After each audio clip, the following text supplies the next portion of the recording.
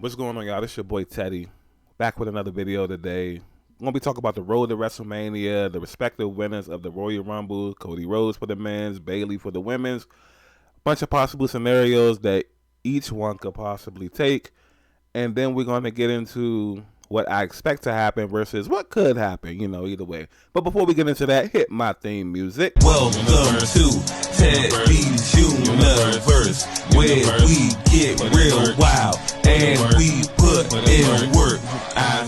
Welcome back. And let's get into it. So first up, we're going to talk about Bayley, my fiance, my soon-to-be wife. I'll see you later on, girl. Love you. Congratulations on winning the Royal Rumble again. And let's talk about possible scenarios. So she made it abundantly clear that she was going to challenge Rhea Ripley for the Women's World Championship. Rhea hosts that on Monday Night Raw. Reign has been about a little bit over a year now, I believe, leader of the Judgment Day, in my opinion. That's another argument for another day. But the popular consensus is she's really going to challenge Io Sky for the WWE Women's Championship. That's danger because if you know, her and Io Sky is in the same exact group, Damage Control. But let's talk about how we might get there. So first up, she showed up to Monday Night Raw, Bayley. Technically, Io Sky 2, Damage Control. They showed up to Monday Night Raw. Bayley was going to challenge Rhea Ripley. Rhea Ripley came out to refute Bayley, was instantly attacked by Nia Jax, destroyed.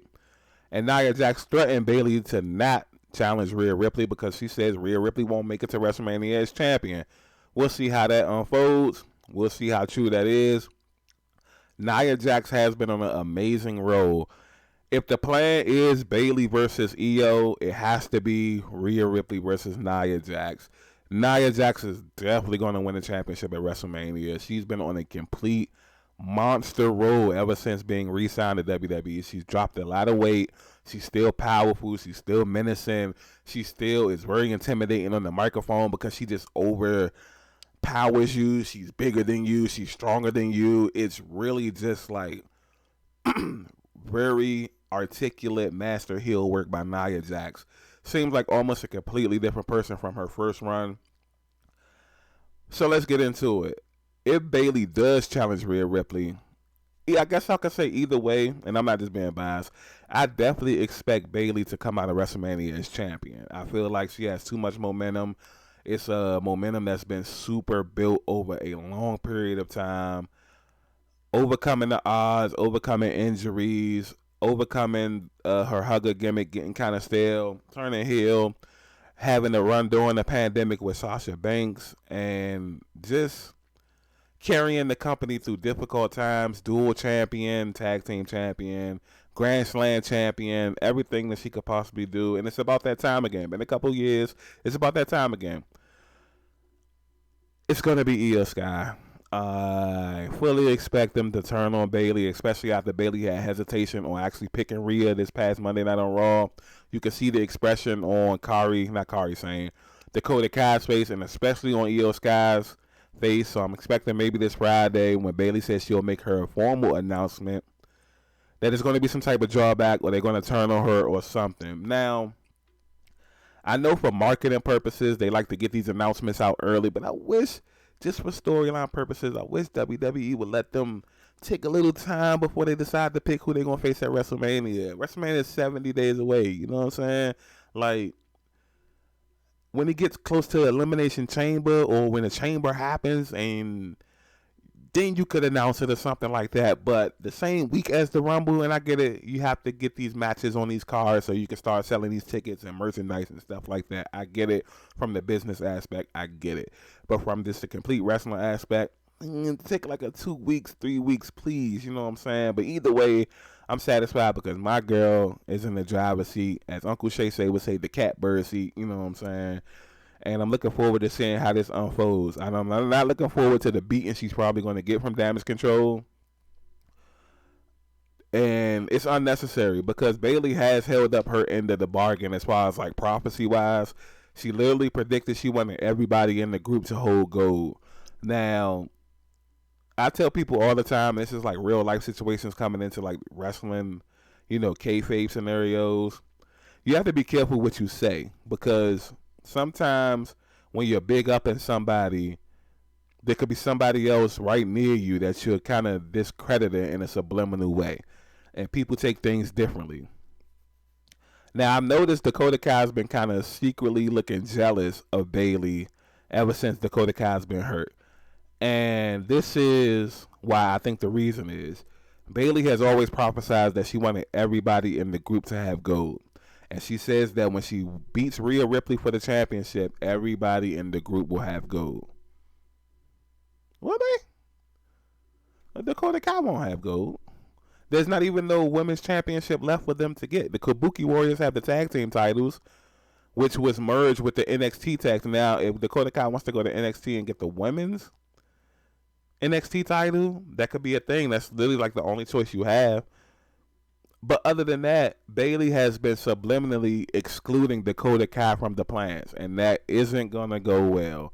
So I'm expecting to see fireworks. I don't know when it's going to happen. Hopefully it opens the show and they don't make us wait the whole entire show, which I don't think they will, because the other Royal Rumble winner, which we'll get to momentarily, is also going to be on SmackDown this week. So we'll see what fireworks they have in store as far as like the whole show goes. Now, I love SmackDown because SmackDown's only 2 hours. Not a lot of room for filler. Not a lot of room for, like, you know, shenanigans and things like that. Even though this past Monday Night Raw was phenomenal. It was phenomenal. And I can't say enough. The promo work that these superstars are putting in are through the roof. I don't think we've ever had an era where this promo work has been this good. Now, every era normally has 1 or 2 people, maybe a third, but we're talking about 6, 7, 8 people cutting masterful promos consistently. We have Seth Rollins, we got CM Punk, we got Cody Rhodes, we got Drew McIntyre, you got Roman Reigns, you got Paul Heyman, excuse me, so on and so forth. It's just amazing fight work being put to, like, in absolute the stratosphere of quality mic work going on right now. It is crazy, crazy, crazy, crazy, and it makes for excellent TV. So we're going to get into the possibility of Cody Rhodes' role after a quick break. But yes, like I said, I expect Bayley to really challenge Io, and I expect Bayley to come out a WrestleMania champion. And even if they swerve it and she does challenge Rhea, I expect her to beat Rhea. Now, I don't think they're going to take the title off Rhea right now. I think she's due for a little bit longer reign, especially because she's a heel. She's on Monday Night Raw. There's not a lot of people challenging, unless it's Nia Jax. That's the only thing I say. Unless it's Nia Jax, they've convinced me that Nia's going to beat this woman senseless. You know what I'm saying? However, normally when somebody does get the upper hand on somebody, the person who's been taking the beating normally does come out victorious. So we'll see. You know what I mean? Nia Jax is new, so maybe they won't put the title right back on her, and they just building her up to be a credible WrestleMania opponent. We'll see about that. But we will be right back with the Cody Rhodes scenarios, Road to WrestleMania. And this was the Bayley wrap-up for the Women's Royal Rumble winner. Okay, we back. And let's get into it, man. So, Cody Rhodes won the Men's Royal Rumble. And immediately after winning this Royal Rumble, he celebrated for all of about 15 seconds before locating where Roman was at in the crowd and instantly pointing to him, saying he's going to choose him. Now, he got defeated last year, but he's a year wiser. He knows he has to do things that he's never done before. He knows how the odds is going to be stacked against him this time around. Cody's looking to finish his story. I added the picture of Paul Heyman and Roman Reigns. This is hilarious, yo. This is Roman's expression when Cody was just about to win the Royal Rumble. This was Paul Heyman's expression the moment Cody actually won the Royal Rumble. And this is amazing, amazing acting. One thing I spoke about earlier was the phenomenal promo work from these people. The acting has been through the roof for these superstars. We're in a golden era for WWE right now, and I hope people understand. I hope people appreciate it, and I hope people are really witnessing what we're experiencing in WWE right now. This is a golden era happening right before our very eyes. Cody comes out, and he's about to address the crowd. He's the same thing that Bayley was going to do, pick the person that she was going to challenge before being, you know, basically these teasers. Cody comes out, does the same thing. only to be interrupted by Seth Rollins. And man, did Seth Rollins cut an amazing promo. Oh my goodness. What a fire promo that Seth Rollins completely dropped against Cody. It wasn't enemy versus enemy. It wasn't adversary versus adversary. It was man to man, and you could tell that Seth Rollins really meant every word that he was saying. He was telling Cody that when Cody won the Royal Rumble last year, there was only one championship to go after. It's not anymore. He says that, do you want the championship that Roman has, where you have to politic your way to the top?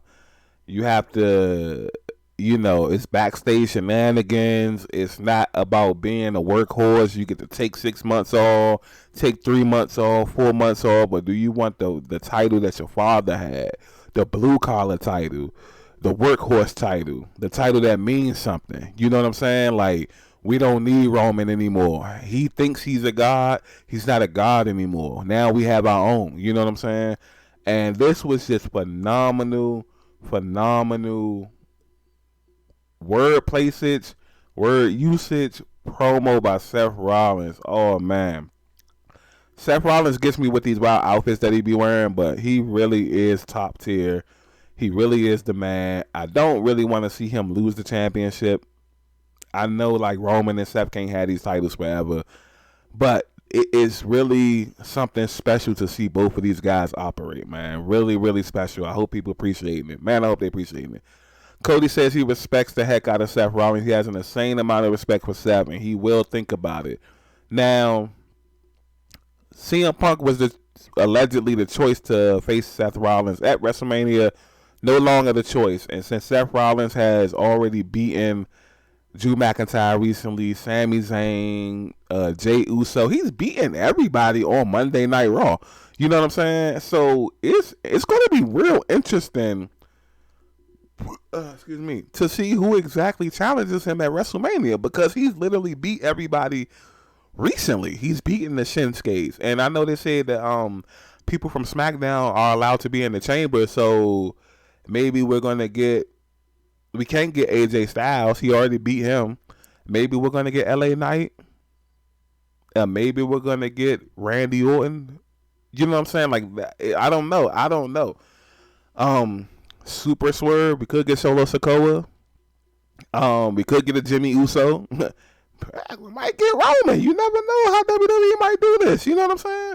So, people were saying that they were planting seeds because maybe The Rock is going to wrestle at WrestleMania against Roman, and this would be a way to plant seeds for the backup plan, which would be Cody versus Seth, now that CM Punk is definitely out.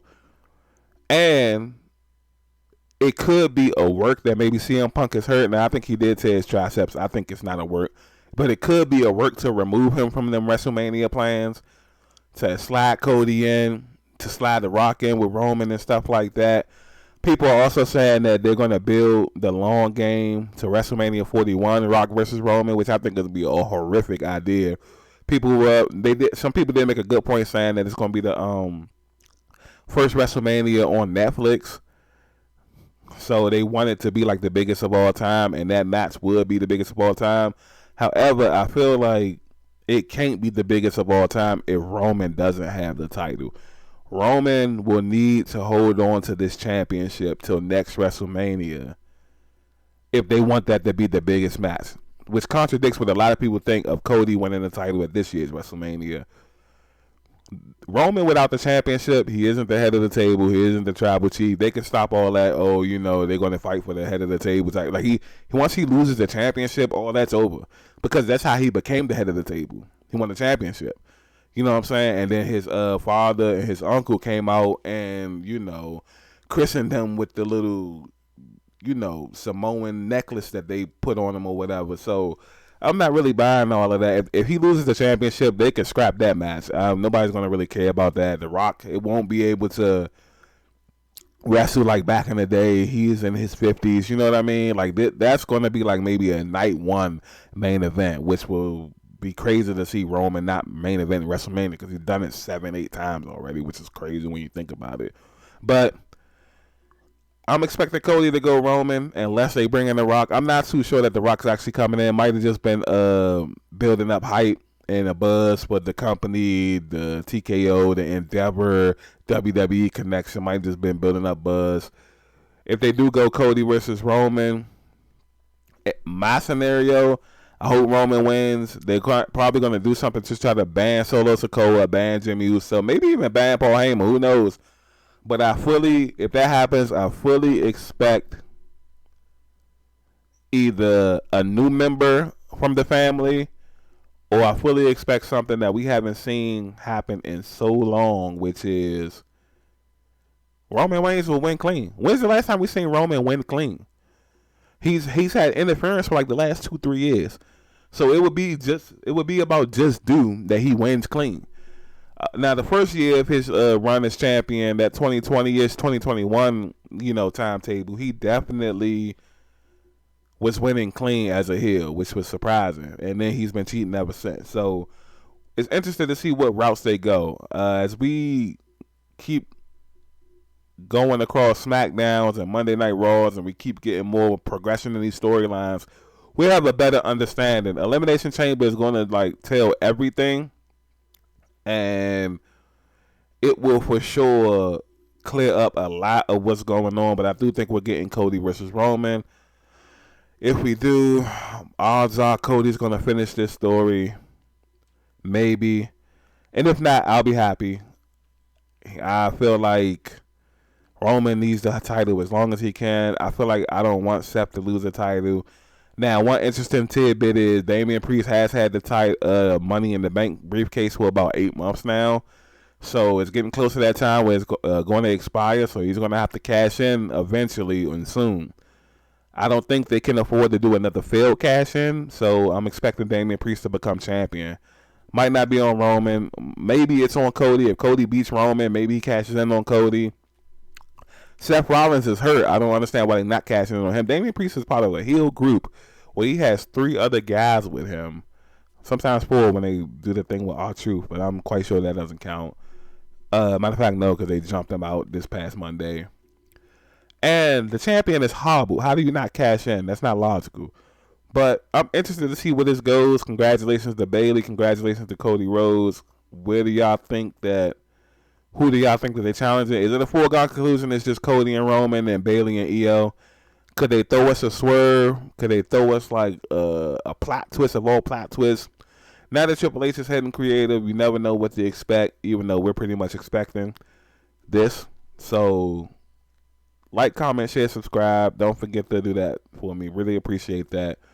This has been another video from me, Teddy Blackman, and I am out of here. Welcome to Teddy's Universe, where we get real wild and we put in work.